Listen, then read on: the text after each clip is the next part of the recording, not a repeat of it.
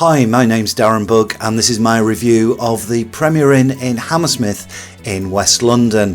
When I say it's my review of the Hammersmith Premier Inn, I should say one of the Hammersmith Premier Inns because there are actually three, and the one I'm reviewing today is the Talgarth Road Premier Inn in Hammersmith. If you want to see my reviews of the other Premier Inns in Hammersmith, then all you need to do is have a look on my YouTube channel because I review the other ones on my channel as well. We're going to begin with a quick room tour, and then in a few minutes I'm also going to give some really useful tips and information. So if you are going to stay here, keep watching because I'm going to give you some very useful tips in a couple of minutes time. But first of all, a room tour, and this is one of the Premier Plus rooms, so it's a bit more expensive than a standard room. It's about £20 more a night, but you do get some extra features in the Premier Plus rooms. All the rooms have air conditioning, which is good. The air conditioning touchpad is a bit snazzier in the Premier Plus rooms. Doesn't really make any difference to the effectiveness of the air conditioning, but it just looks a bit nicer having that touchpad. And you always get a bit of original artwork in the Premier Plus rooms. It just makes the rooms it looks a bit nicer really. You've got nicer ambient lighting. Bed was nice and comfortable. Unfortunately, the view wasn't very good, and we were told we were getting a good view in the Premier Plus rooms. Well, all you really got a view of was a tube station and a big office block called the Arc. But apart from that, it was a very poor view. So although the rooms are on the 9th floor, not particularly nice view. But one of the good things you do get in the Premier Plus rooms is an espresso coffee maker. Unfortunately, they hadn't provided enough pods, but after asking them about 3 times at reception, they actually did provide us with some extra pods. It's an Nespresso pods, coffee's lovely. And it's a nice coffee machine which you only get in the Premier Plus rooms.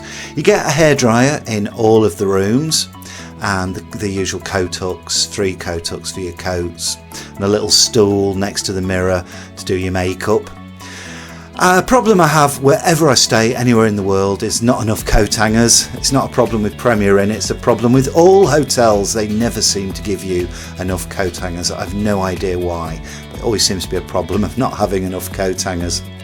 The room isn't particularly spacious. It's the same size as the standard rooms, so what you're getting in a Premier Plus room really is just nicer features, like for example this really comfortable office chair, which if you're a business traveller then that can be very useful if you want to sit at the desk and do some work on your laptop computer.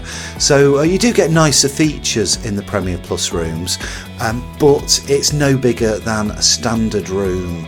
The bed's just the same, very comfortable. The lighting I think is a little bit better in the Premier Plus room, and you do need good lighting in these rooms because unfortunately the windows are quite small.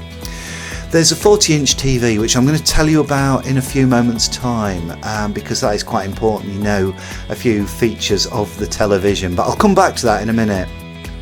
There's also a nice comfy chair, and the bathroom is definitely nicer in the Premier Plus rooms.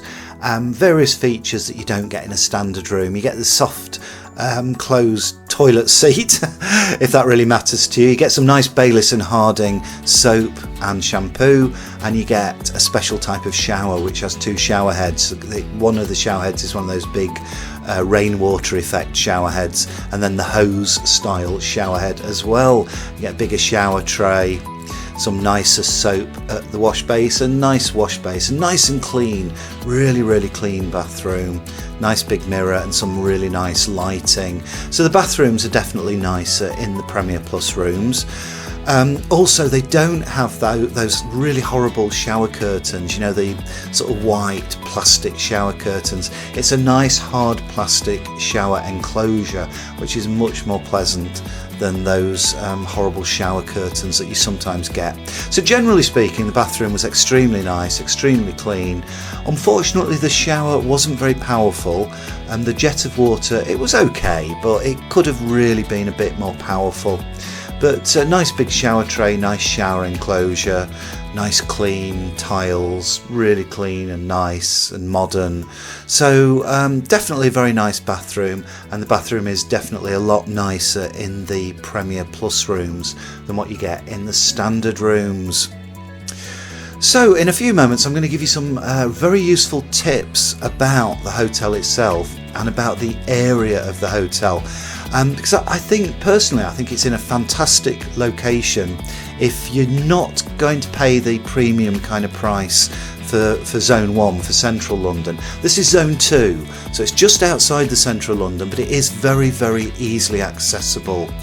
There's a tube station about 10 minutes walk away. It's a Piccadilly line station, which is called Hammersmith, which is on Zone 2 on the Piccadilly line. But also there's another station just a few minutes further away. Confusingly, that's also called Hammersmith Station, but it's different lines.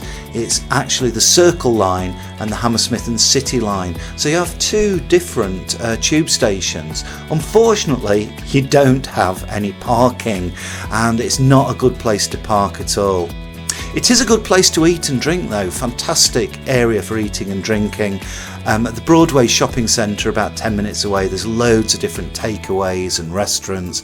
Hammersmith is absolutely full of eating and drinking facilities. There's a great Wetherspoons pub called William Morris not far away. It's really, really good location. Hammersmith is one of the most lively and vibrant areas of West London. So great for eating and drinking, great facilities, and great for transport and travel. And it's also very easy to get right into the centre of London. As you can see in this map, we're only really a couple of miles away from Kensington Gardens, Kensington Palace. You've got Harrods just 5 minutes away on the Piccadilly line, and it's only about 15 minutes right into the centre of London to Piccadilly Circus and Leicester Square. So really good location. But one negative, which I did mention earlier, is the television. Now it's a 40-inch TV, so it's a nice big television, but several features have been disabled. For example, we couldn't turn the channels up and down, on and off, the volume, the on-off button, by using the TV itself, only by using the remote control, which stopped working, and we couldn't even turn our television off. And another problem is the USB port has been disabled, so you can't bring films on your USB stick. Now you can bring a laptop and plug it into the HDMI port, which I've shown here in the red circle. So that is another option if you do want to watch TV, is just bring your laptop and plug it into the HDMI. But you can't use USB sticks because the USB port has been disabled. Well, that's the end of the review. I'd definitely stay here again. I'd definitely recommend it. It's in a great location, and the Premier Plus rooms definitely worth paying extra for. Hope you found this useful. Please don't forget to subscribe, to like, to share, and have a look at my other films.